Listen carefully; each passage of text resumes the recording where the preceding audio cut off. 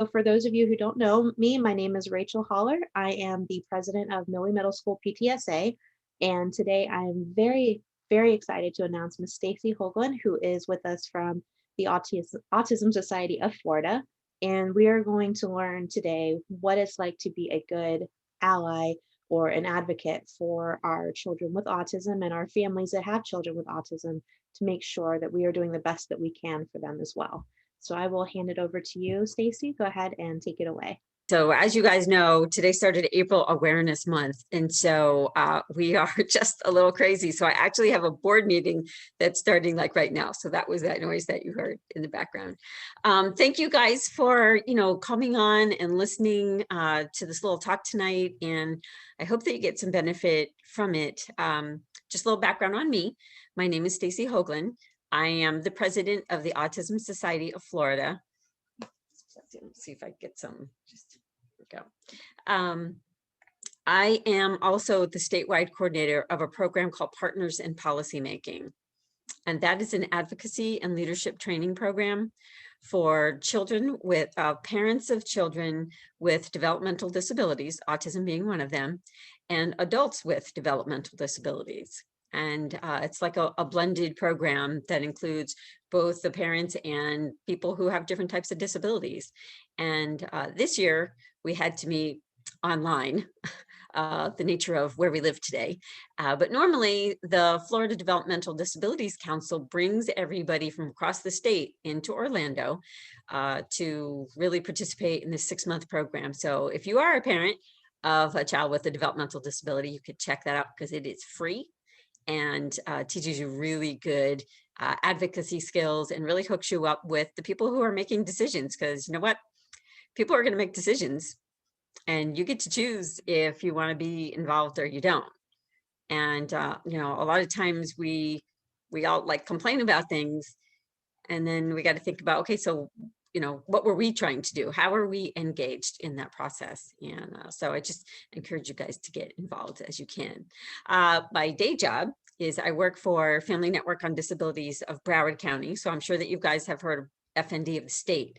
So we're a little bit different in Broward. We get funded differently. We're funded by Broward County government to provide one-on-one advocacy to families who live in Broward who have children with developmental disabilities. So we're a little unique, but I have been an advocate for them for 22 years now, so for quite a while.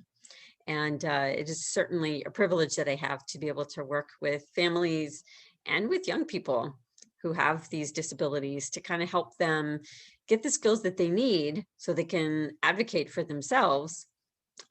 Because, you're an adult for a lot longer than you're a child. And I think as a state, we could do a little bit better in teaching all of our children how to be better advocates for themselves, because it is a life skill that every one of us needs. And so anyway, so that's me. So what I'm going to do is I'm going to share my screen and I have just a little presentation. So I'm going to kind of go over a little bit of, so hopefully some helpful hints for you guys to kind of create a more inclusionary atmosphere at your school, one that really looks at the differences that we all have. I mean, it's not just about autism or Down syndrome or somebody who might have some type of label on them, but all of us are different. And when we spend the time to really get to recognize those differences and celebrate those differences, I think that we just can get better as a world in, helping each other, supporting each other, and along this journey. So let me get this, share my screen.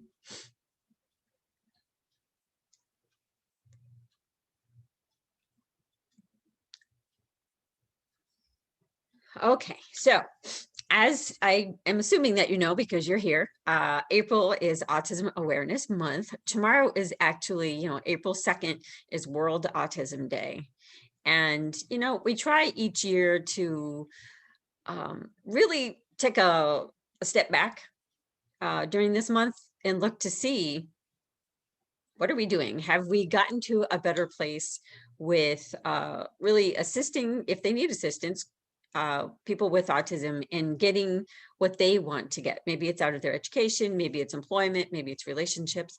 And so we really take this opportunity to take stock in what us as an autism organization, the Autism Society of Florida, what we're doing to kind of help our families, individuals with autism gain whatever it is that they want out of their lives. And we stress that we must be good listeners into those people who have autism themselves.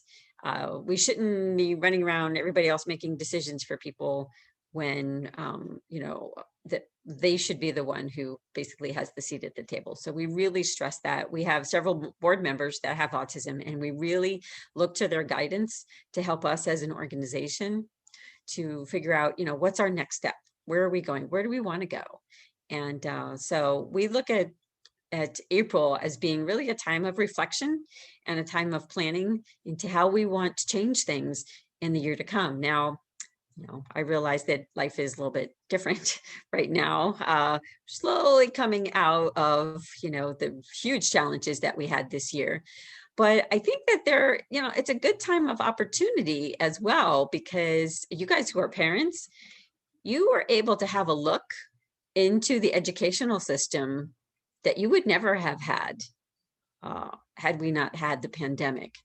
And I've had families, you know, it's kind of on both sides. I've had some families say, oh my goodness, my child made so much progress this year because maybe you were able to be home with your child and be the teacher and the supporter and, you know, the therapist and everything that goes into supporting kids with autism.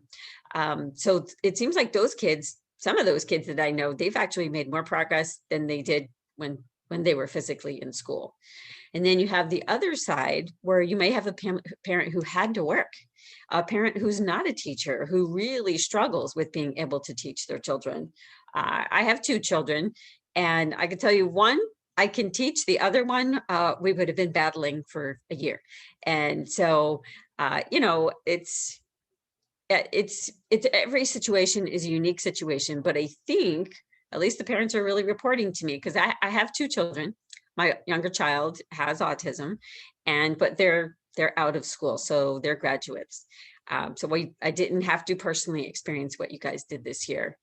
But as an advocate, I was working with many families through it, and you know, really some significant challenges. But the one thing that they're really sharing with me is, oh my goodness, I got to have a look in the school that I never would have had otherwise. So it's been enlightening, it's been depressing, it's been celebratory, you know, all depending upon, you know, your teachers and the relationship that they have with your kids.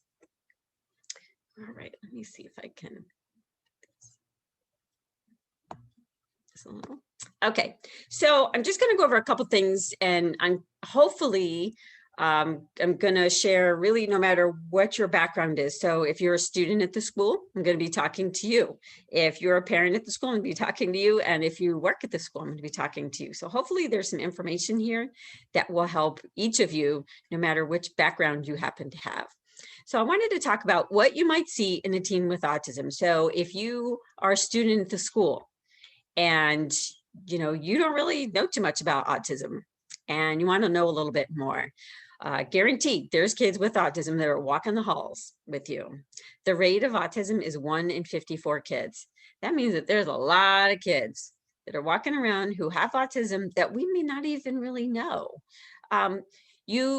Because autism is it's a spectrum disorder. So that means that you're going to see some kids, they're going to be in regular education. They're going to go on to college, have successful careers. And then there's some kids with autism who may not be able to verbally communicate, who still may have a successful career, but you may see more of the autism when you see them walking down the hall in the school. I'm going to talk about some of the challenges that you might see. So expressing feelings. They might seem kind of distant. You know, when you talk to them, they might, the thing I want you to be really careful of when you see a student and you think that they look a little distant. I've talked to many people with autism, and I'm going to tell you, this is how you learn, because you talk to them and ask them questions, and you talk to their teachers and you spend time with them, and you're going to, you know, figure some of this stuff out. But there are many people with autism tell me that, yes, they may look distant and a little disconnected, but they're taking in so much information around them, and that could be overwhelming. when your brain naturally wants to consume everything that's happening, those sounds in the hall, the lawnmower that's going outside that you just got cut out, you don't really even hear it. They might be hearing that, the flickering of the lights. I mean, there's so many things that their sensory system is picking up. So there are times when they become a little overloaded, so they have to kind of disconnect because they just have to be able to breathe. And so that's really a mechanism for them to kind of cope sometimes. Understanding the feelings of others. They may appear to ignore or misunderstand how people might be feeling or behaving in a situation. Reading social cues. Now, I know there's a lot of words here, so I apologize for that because I personally don't even like PowerPoints have a lot of words. So I apologize for that, but I wanted you guys to have the information so that even when you don't hear my voice, hopefully some of these things will be helpful for you. So reading social cues. So that might be standing too close. And, teenagers naturally they kind of like to do that. Looking as though they're bored with what you might be saying. So let's say that you're standing there and they have this look like, what are they talking about? And so that might just be they're just naturally how they sort of look, because there's a lot of people you might have heard with autism that they say they have a flat affect. So they don't really have, their voice doesn't go up and down like mine's doing. And that doesn't mean that they're not interested or disconnected or anything. That's the kind of human they are. Walk away when you're in the middle of a sentence. My son used to do that a lot. And even like today, he still will. And I'll just say, hello, wait a minute, and then because sometimes he thinks, oh, well, she's done. And so then that's that. But it's really, if you just kind of help them a little bit and say, okay, hang on a minute. I have some more stuff I want to talk to you about. That kind of is the cue. Sometimes they need the right there cue because the subtle ones, it just may not pick up on. Look around you instead of looking at you when you're speaking. Eye contact for some people is really hard. And they may really struggle with being able to give you eye contact.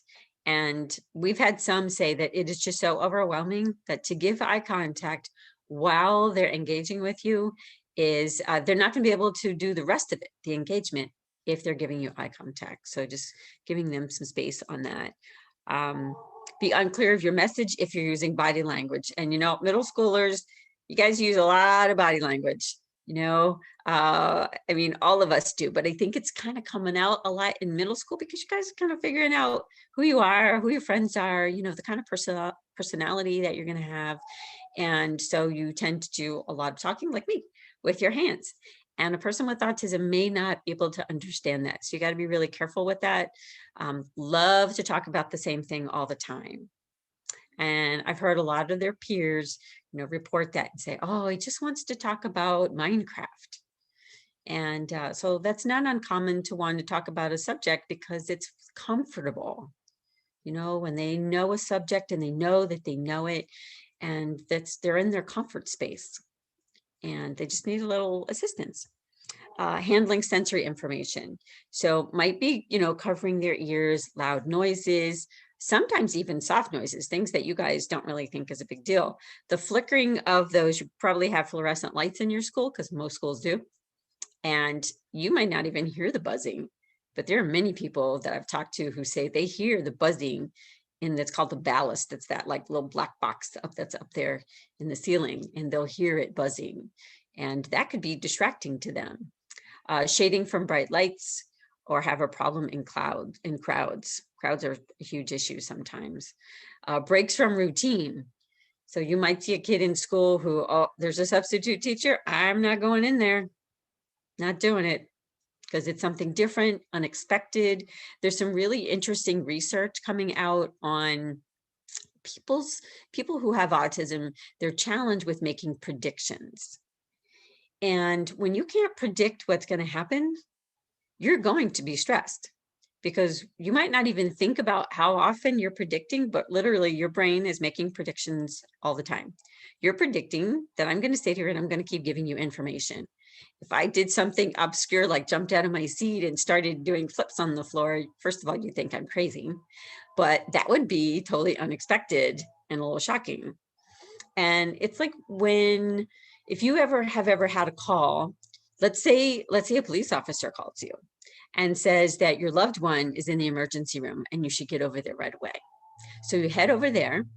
And now with COVID in a lot of hospitals, they're not even letting you in the waiting room. They're going to make you wait outside. But let's say you do get into the waiting room and they tell you, you want to know what's going on. And they tell you, well, we don't have any information. So you just like sit over there and we'll get to you in a little while. But you know that the news is not good because the police officer called you. And what are you going to do? Because you have no idea whatsoever if they're okay, if they're alive, what's happening in the back. You're probably going to pace, you're going to rock, you're going to have a really hard time getting your thoughts together, which are things that a lot of people with autism have often. And so you're not able to make predictions at that time. You don't know what's happening. And so for some people who can't make predictions, it can be very challenging and a very challenging world to be able to operate inside. So just keep those things in mind.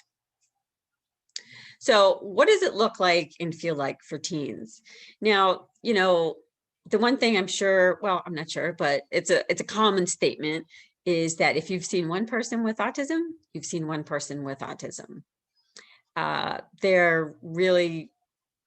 There's not a kid that I can show you and say, okay, so kids with autism are going to look like that. They're just not. The two core deficits that we have in autism is language, and that may not be an inability to speak or to say words or big words or anything like that, but it could be the give and take, right? Having a conversation, being able to engage with other people, retelling stories and keeping it succinct and not going, off like on a tangent all the time. And social deficit, not really having an innate sort of knowledge of by just gaining that information from your environment as to, how do I respond to the people around me? How do I engage with other people? So they might be confused by the significant use of body language that's typically used by teenagers. Because again, teenagers use lots of body language. Roll the eyes, shrug the shoulders, turn, tilt the head, all that kind of good stuff that makes them, young and budding adults. And but it's very confusing for a kid with autism.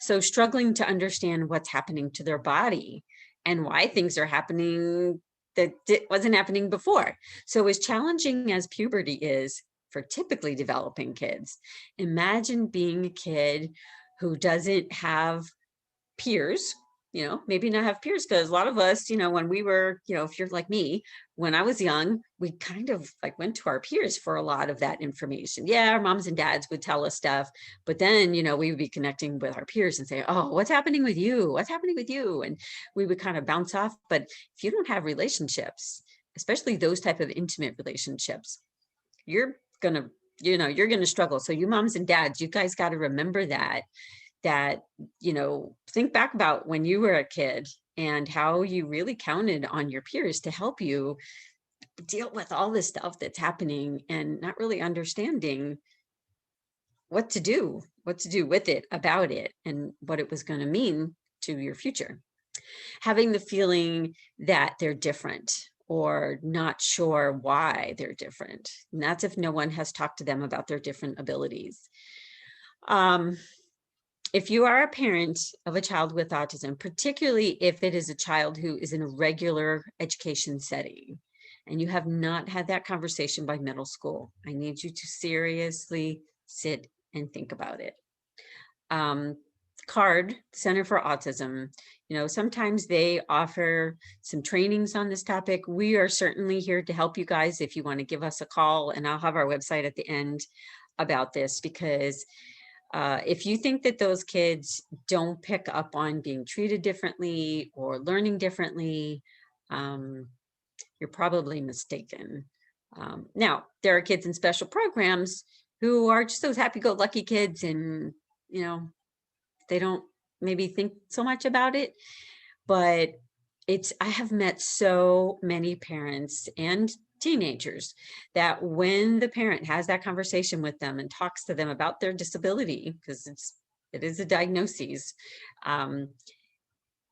they just have this this rock that just came off their shoulder, because it's like, oh, okay, this has a name and it has a description, and there's actually resources out there for me and ways that can help me cope with some of these challenges that I'm having. And it's not the wisest decision just to think, because I see parents all the time that think, well, we're just gonna ignore it, we won't really bring it up, nobody's gonna notice. And teenagers are really pretty smart kids, and they pick up on a lot of things. And they kind of, typical teenagers have a nose for differences. That's why, the girls all want to wear their hair a certain way, and the boys want to dress or act or talk, a certain way, because they're picking up on cues from other people. And they're going to pick up cues on your child as well. And the one thing that we didn't have when many of us, if not all of us, were children is, we didn't have social media. And so if you are a parent and you were picked on when you were a kid, it happened at school, but then when you got home, you were home. But these days, that's not realistic anymore. Because these days, if you're bullied, picked on at school, it carries over through social media.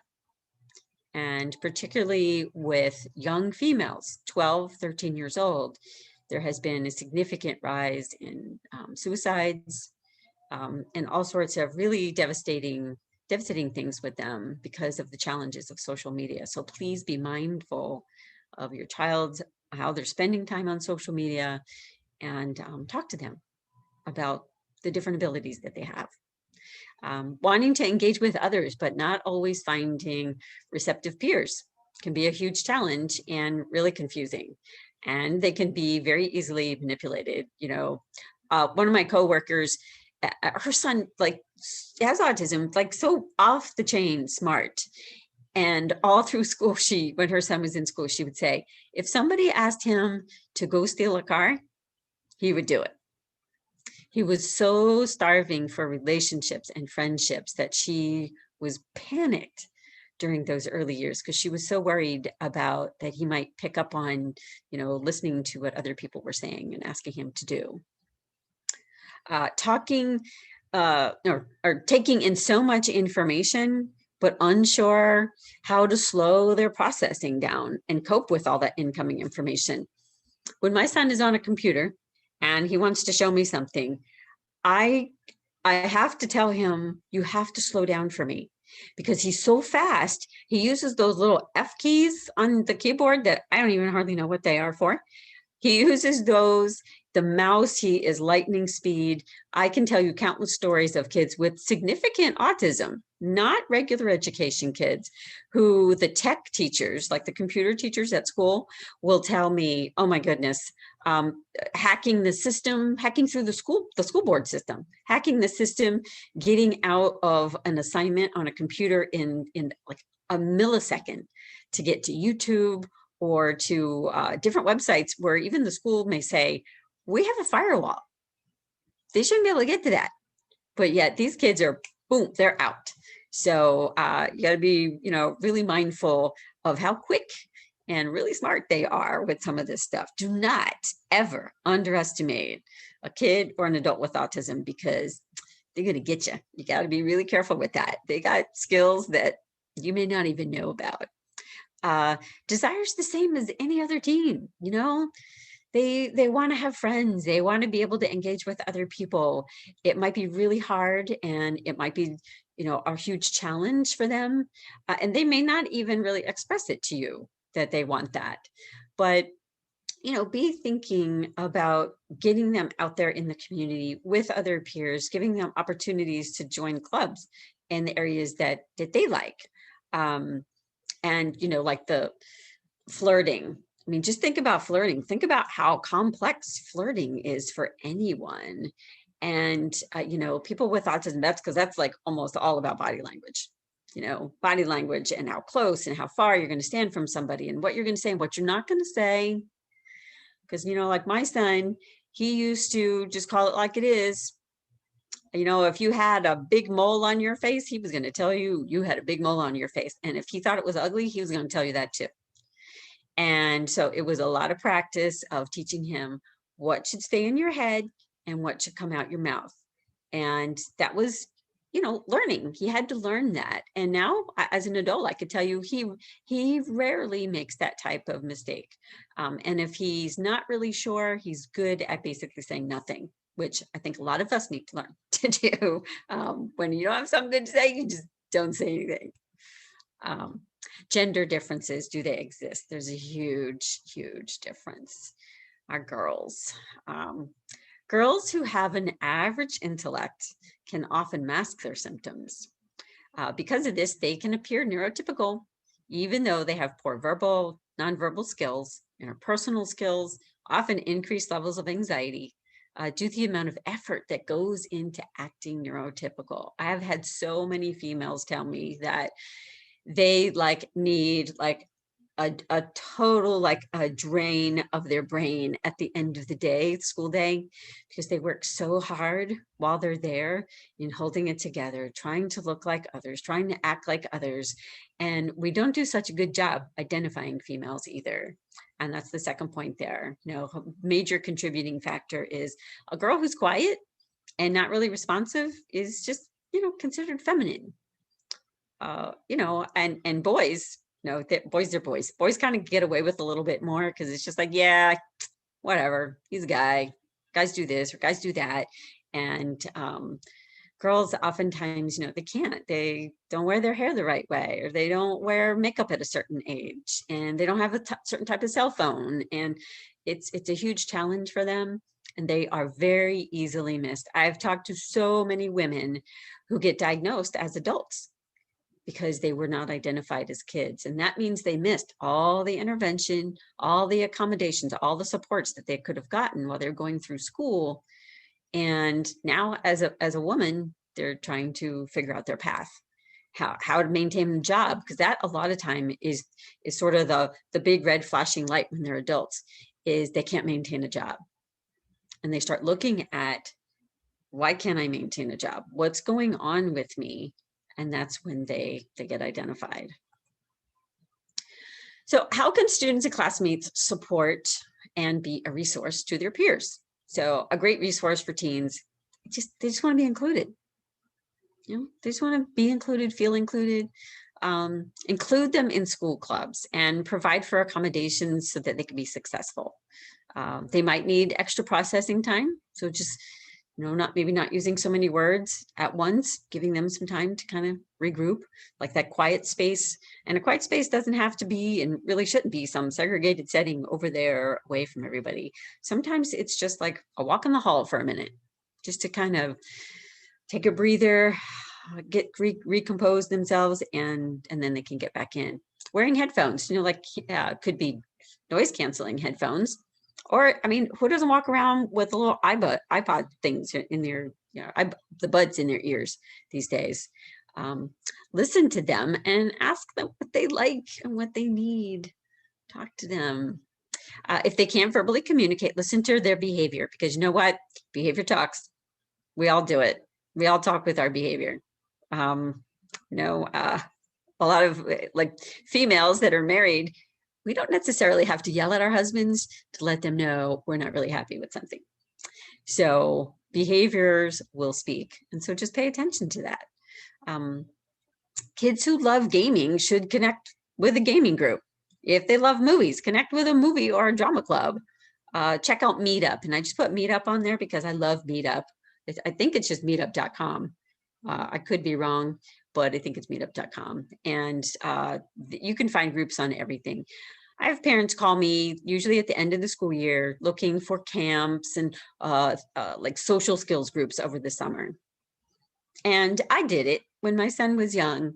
I put him in social skills groups until I think I got a little wiser, because sometimes he would go to social skills groups and he would come out with more behaviors than he had before. And then I started thinking, okay, wait, so he's going into a social skills group with other kids with social deficits, and I think he's going to get better socially. So maybe I better think again about that. And I actually talked to somebody who's a researcher on this, and I said, is there any good data on social skills groups? And he goes, no. not if the outcome that you're looking for is developing relationships with typical peers. If you want your child to develop a friendship with someone else who has autism, that's, that's totally doable. My son belonged to a group through our card center that was, it was actually called Teen Time. And some of those teenagers in that group, he's friends with now as adults. And they're totally bummed that they have to get together this way, this year, because I mean, he had like a bigger social life than me and probably even his typical brother before COVID, because they were always connecting. They were always doing things together. And he would tell me because we get each other. And so I'm not saying not to, have friends who are like them, because we all do that. We develop friendships with people who are similar to us. But just be mindful that if you want them to be included with typically developing peers, social skills groups aren't always the big ticket for that. And then I put card down there. So if you want to check out your card and see if they have some type of teen time group, we had a really good experience with ours. All right, let me check my time because I want to, this is, yeah, I'm not going to show this as a video, but if you just go to, FIN is the Florida Inclusion Network, and there's a program called Peers as Partners in Learning. And it's about a 10-minute video, I think. And it's really good because it's a school, I think it's in Orange County. And it's a high school though, but I still think that you guys can benefit from it. And it's really from the principal down. The principal really wanted to have an inclusionary atmosphere in the school and worked with other people in the school to make it happen. And FIN, the Florida Inclusion Network, is free and available to anybody, to the public school system, the district systems across the state of Florida, and are an invaluable resource. And I actually know a couple of the ladies that are with your FIN, and they're pretty good. And if you guys have not accessed them, I encourage you to do so, because they can come into your school and help you figure out how to do inclusion better. Every school in the state of Florida has to have what's called a BPI, best practices in inclusionary education. And if you're not aware of that, you can talk to administration at your school and say, I want to see our BPI. Because parents should be involved in that process as well. So I encourage you to ask about, when they meet, they create the plan, and maybe how to be involved in that, because the purpose is to increase the inclusionary opportunities on school campuses across the state. So for this, we want to identify and like a circle of friends. So when my son was in kindergarten, the teacher pretty quickly was able to see who are those kids that are good for him. And then she would kind of pair them up, and that was like his circle of friends. And those kids actually went all the way through elementary school with him. And the beauty in that was when he got to middle school, those kids were still around. They may not have been in some of the same classes as him, but they were in the halls. And one of them, he liked to think he was his bodyguard. And because, my son could say some funky stuff and could, somebody who didn't know him or doesn't really understand autism could have gotten, a little bent out of shape by some of the things that he said. And so because we had that circle of friends, he had these kids that had his back, which was just invaluable. Facilitate get acquainted activities. So these things are kind of like for teachers to do. So regularly use activities to help students get to learn about each other. Because you know what? That's usually when, people become, not so inclusionary minded and segregationists and people who, don't want to talk to other people because of how they look or how they act. It's usually because they don't know each other. They don't know what the other person is going through. They don't understand that they like actually the same things. And so those kind of activities are really pretty cool. Role play or practice social skills. So daily, give the class a success skill. And I like this one teacher had shared with me, she calls it a success skill. because, she doesn't want to sound like social skill, like it's something that's special, like special education thing. It was for all students. And so a success skill are skills that we are all going to need as we grow, mature, and move into the workforce, because that's the goal for all kids, right? We hopefully want our sons and daughters, no matter who they are, to get a good job and move out, right? And so they need success skills. And then write the goal on the board for the day or the week. And it could be something like complimenting others, and then give kids extra credit for exhibiting that skill. So kind of like caught doing something good, and then the kid gets a point or gets an extra credit point. Joint projects. So having students work together, and then partners having an assigned role. Because a lot of times you can't just put a kid with autism in a group of other kids that may be typically developing on a project and think that they're going to each do their, they're going to come up with their part. A lot of kids on the spectrum need to know, what's my part? I need to know. You need to tell me, like, what's my responsibility? So just don't assume that they're working in a group and they're going to be able to do that successfully, because that may not happen. And then that kid just sits there and they get very little benefit out of the group because they don't really understand. And then the other kids look at them as, why was he in our group? Because he didn't really help. And so that's not good for creating a sense of belonging, for sure. Daily celebrations of unique talents and strengths, because like I said, we all have a strength and a talent. So being able to capture those and show everybody of the good stuff we can do. Developing a peer mentor program, kind of like the one that you'll see if you watch that video. It's really pretty awesome. All right, how can the community support and recognize children with autism? So like volunteer opportunities and public awareness. Again, celebrate differences. Offer structured activities that would be great for autistic teens, like swimming, golf, theater, workshops, photography, horseback riding, robotics. The things that have to do with competition, I would kind of put over on the side when you're just starting, because a lot of them have a hard time with competition. And so I wouldn't lead with that. I would lead with something that you're still working with other people or having fun, recreating with other people, but just kind of keeping it sort of like a parallel kind of activity, so they can kind of just get their foot in the door, especially if they're a kid who's always been in a separate setting for school. Inclusion is not taking that kid from that special ed classroom, plunking them down in a regular classroom for a half hour, 45 minutes, for an hour, and hoping for the best. That's not inclusion.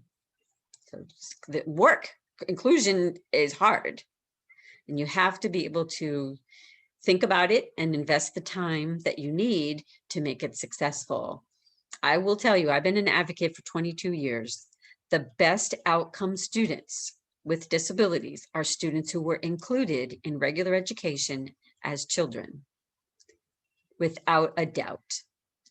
Often, sadly, students who spend their educational career in segregated classrooms go on to live in group homes, maybe work in a sheltered workshop, or not have a job. Now, certainly, I'm not generalizing everybody. That's not the answer for everybody, because I know typical kids who are college graduates and they come home and they live with mom and dad and don't have a job. So, but the opportunities for a successful adulthood really come from being included as kids. So establishing a mentoring program, be a role model and a friend, invite them to your place of worship. If you go to a church or a temple, ask them to come. Volunteer for groups like Best Buddies is really good, key clubs, intramural sports, and you can even help them advocate at their IEP. So that's an individualized education plan. Can help kids do that and develop those advocacy skills. And then networking across families. So the Autism Society of Florida, we have a virtual parent support group. We meet the first Tuesday of every month at 7 p.m. So you guys can engage with that. We have events on an ongoing basis. This month is a little crazy because of April, but we do online, we do in person. So you can go to our website. It's autismfl.org. We're on Facebook, Instagram, Twitter, LinkedIn, something called Vital Exchange, which is kind of cool. So if you're looking for some support, check out Vital Exchange. YouTube live streaming. We have a live streaming program where we interview really incredible professionals in the field of autism from literally across the globe. I've had Australia, the UK, Singapore, really amazing speakers. So you could check that out. They're all recorded. So you guys could check that out on our YouTube channel. And register with CARD if you're not registered with CARD. I listed them all there. You guys want to get registered because really that's, I don't know if you know this or not, but CARD is funded by the Department of Education. And the directors all meet with the autism person from the DOE to have these director meetings. And that's where they talk about numbers. And the Department of Education, because it's written into legislation, so it's a little complicated when if you don't understand policy and stuff. So CARD is written into state legislation. And so that's why there's that relationship between the Department of Education and CARD. And so knowing that those two entities are talking. So if you have concerns, talk to your CARD about it and maybe ask them to bring it to the Department of Education. So that is a line that you have. Okay, and that's me. My email address is at the bottom there. So if you want to contact me with any questions or concerns, anything at all, you can. I have 2 members on the board that are from Central Florida, like Central Florida, but like from your area. And then I have, around the coast, we have Jacksonville, Tallahassee, the Pensacola area, the Keys. We do represent the entire state. And that's why we don't really do boots on the ground, too many boots on the ground activities, because we cover the whole state. We do a tremendous amount of statewide advocacy. We're working right now on the bill against the restraint and seclusion of children with disabilities in our public school system. Pretty passionate about that. And it's looking good. It's moving through Tallahassee, but there are some concerns I have with the bill. So we're addressing that now. So if you go to our Facebook page, you will see our concerns with the bill. And you can also see ways that you might want to get involved with some of the things that we do. And that's me. Awesome. Well, thank you so much. I mean, I have like a whole page of notes, right? I'm gonna be perfectly honest. I do want to just quick catch you said that every school has a CARD representative. Did I get that right? No, every school has a BPI. BPI, I got that. Right. Yeah. Okay. But every the cards. So yours, where you guys are at, is at out of UCF. Okay. So it's UCF CARD, and every person in the state of Florida is covered under a CARD umbrella. So if you live in Central Florida, you're covered by UCF CARD, and it's really like a information resource referral organization. They also provide a tremendous amount of teacher training. So if your school feels like, you know what, we could kind of use a little bit of help getting some training for our teachers, our gen ed teachers, and our special educators, call CARD. It's free. Everything they do is free. Awesome. I like that. And a question in the chat, the BPI, where would that be written? And who in the school would we contact to ask about that? I would call my principal. Principal? Or email the principal and say, I heard that we have a best practices for inclusionary education plan. I'd like to see that. And you said every school is supposed to have one, right? Yes. And they just recently, it's a 3-year, it's kind of like an IEP, really, because there's goals on it. And they just now, it came up for its 3-year kind of, like we would do an annual for an IEP. It was like it came up for its 3 years. So every district every school should have submitted to their district, and then the district submits to the state. Yeah. Okay, that's good to know. I think that might be the first thing I go ask for right after this call. So I'll stop talking for a moment. Do we have anyone else that would like to come off of mute and ask any questions or just share some feedback? If not, I will stop recording and then we can try again. I have a question again, Rachel. Is the BPI, is it supposed to be given to the parents? Because that's the first time I ever heard of this. Yeah, and that's not unusual. Unfortunately, that makes me kind of sad. But I talk to lots of parents that are like, "What? What's that?" No. Well, It's not required to be like distributed to the parents, but there are some schools, like the schools that are proud of their plans. They will send it out to the general population, even letting the whole school know, yeah, you know what, it's really important for us to include all students and for everybody to feel like they are included and part of our community. Even, I don't want you guys to think that, oh, she just thinks all kids should be in regular ed all the time. Kids need to get what they need. And so if they need specialized programming, then the IEP committee needs to determine that.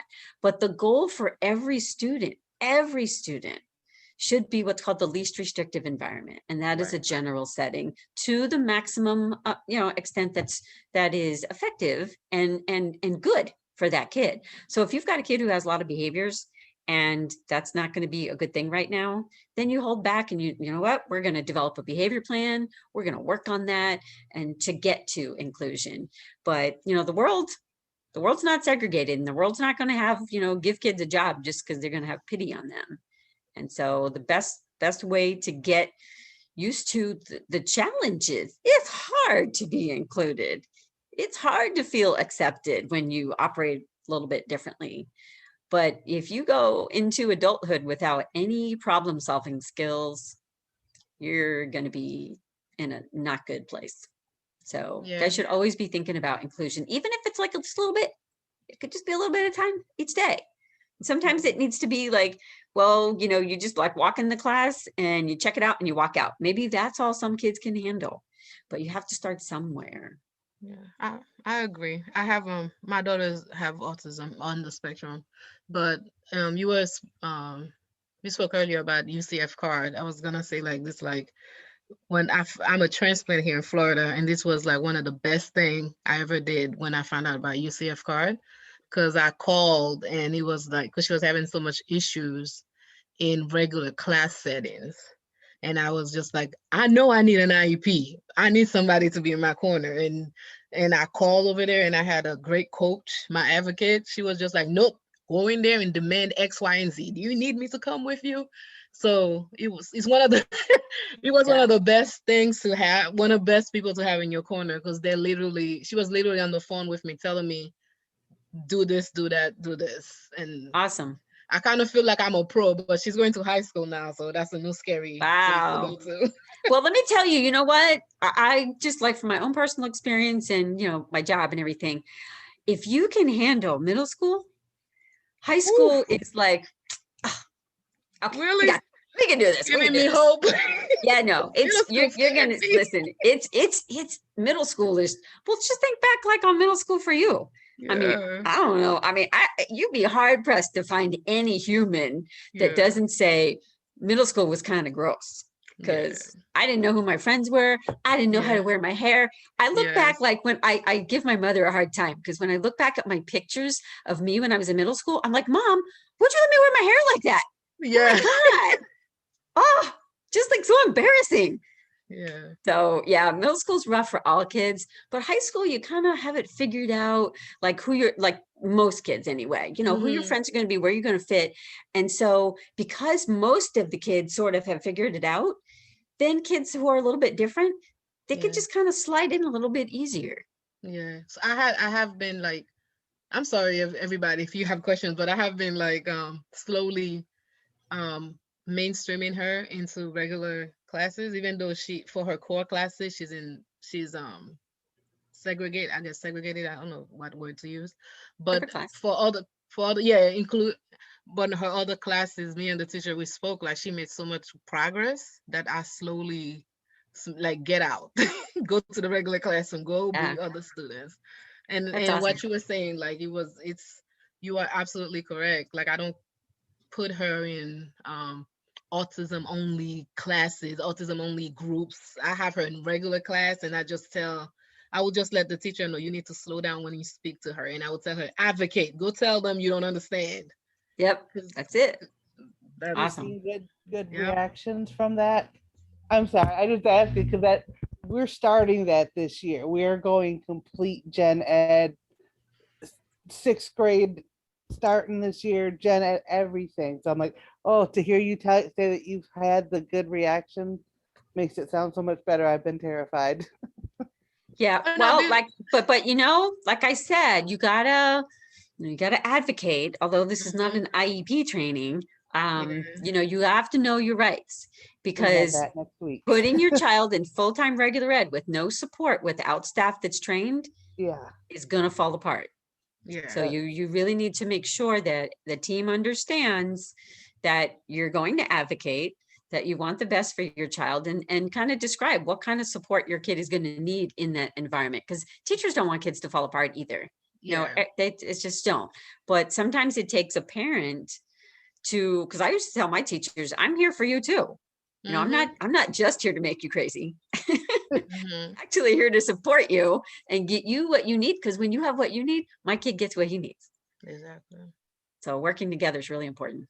Yeah, I had my IEP very detailed, like to the Good. point. I said, when you see her turning red, she's a chocolate child. I say, when you see her turning red and she's frustrated and her nose are flaring up, Yep. just ask her, does she need 5 minutes? And let her go take the 5 minutes in the bathroom or whatever. She'll come back Yeah. perfect. Yep. And the teachers didn't believe me until the first time it happened, and they called me. I said, let her take her 5 minutes. And ever since then, it's like, but it's in her IEP, so that way it's not an issue if she takes 5 minutes. So it's about being very detailed and Okay. following Yeah. up. What I used to do for my son, I don't even know how old he was when I started it. Oh, it was young though, but it was gold for me in middle and high school. Was I would write a one day before the school year began, or before he got a new teacher, called The Day in the Life. So the day in the life of Zachary Hoagland. And I would put on that one pager the really important stuff that teachers needed to know. And I remember when he was going into, I think it was 10th grade, and the algebra teacher was, because I would meet with the whole team, usually the Thursday or Friday before the school year began. And I wanted to meet with all of them. And I would say, I'm going to be really respectful of your time because I know it's like crazy, but I need 20 minutes. So they would all come together and I would give out my one pager of who my kid was. And this one year I said, listen, I know, I'd hold up the IEP and I'd say, I know you're not reading this because I'm an advocate. So I make sure it's really detailed. So I know there's a lot in it. And so they laughed at me. And the algebra teacher said, I'm going to say something that I'm probably going to get in trouble for saying, but I don't even know how to read an IP. And of course, the one who was running the meeting could have died because, that was said to an advocate. And I said, you know what? I appreciate that so much that you said that. So I'm giving you one page.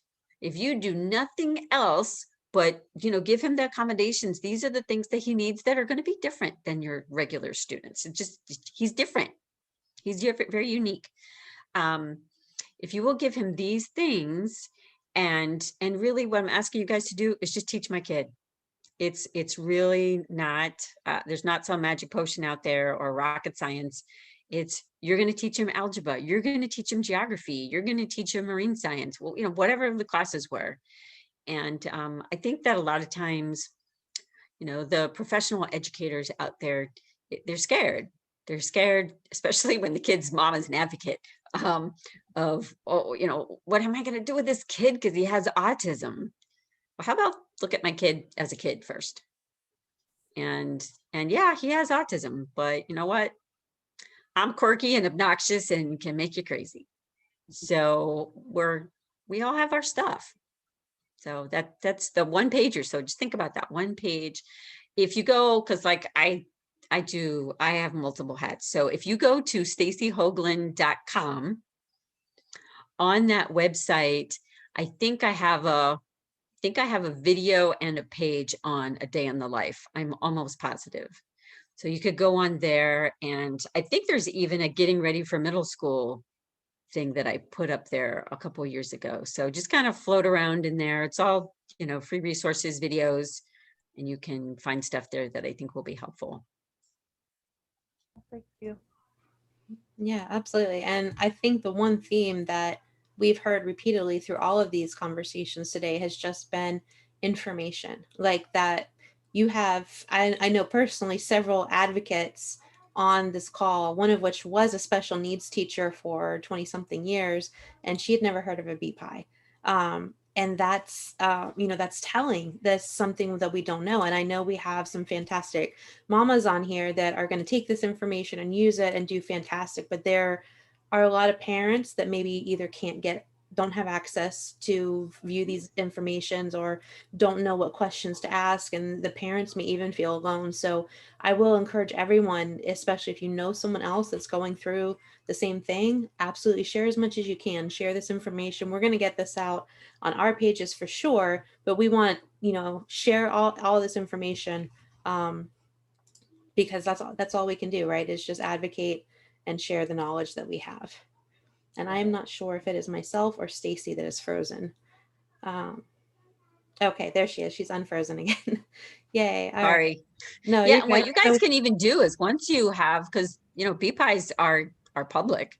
So once you have it, you can even take pictures of it. If you have, I don't know if your PTA has a Facebook page, or I don't know, whatever you want to do with it. I mean, it's public documents. So if you want to put it out there for other people to see, you can do that. And I really encourage you guys to ask about attending those planning meetings. Right. Because I'll just a word of caution before just taking a public document like that and posting it to social media. Make sure that you understand it, read it, and have that conversation with your principal, because if you post it, the first thing you're going to get is questions. So you want to be prepared to at least quasi answer them to the best of your knowledge. So that way we don't want to incite fear or frustration, because especially our principals and our teachers already have so much that they're doing. We want to be a support for them, and that way they'll be more receptive to be making those changes. We do have a couple questions in the chat that I'm going to go back to real quick. Is the first one was that BPI. How long has this been around, and is it just for autism, or is it for any exceptionalities? The whole gamut. It's about including kids with disabilities in your schools. 3 years. Okay, so it just came up for its 3 years, so it may be closer to 5 actually by now. It's been at least 3. So it's 5. It's about 3 to 5 years old. Yeah. Okay. Yeah, so it's not new, but yet I don't know. I feel a little bit better because it's only been 3 to 5 years. All right, let's see. The next question: do you have flyers, for either digital or paper flyers? For what? Like on what? I'm sorry, for your for autism, for your website for the group, because I know a lot of I belong to a lot of groups of parents that has kids, and sometimes they don't know, and I'm like telling them verbally about a group that may help them. So sometimes when you give flyers, and I wouldn't mind putting flyers in some of the boxes at my school, so parents can know they can go and join this group, join that group. Yeah, if you will email me, I can pop some in the mail to you. Okay. That way you don't have to make any copies. You just get them.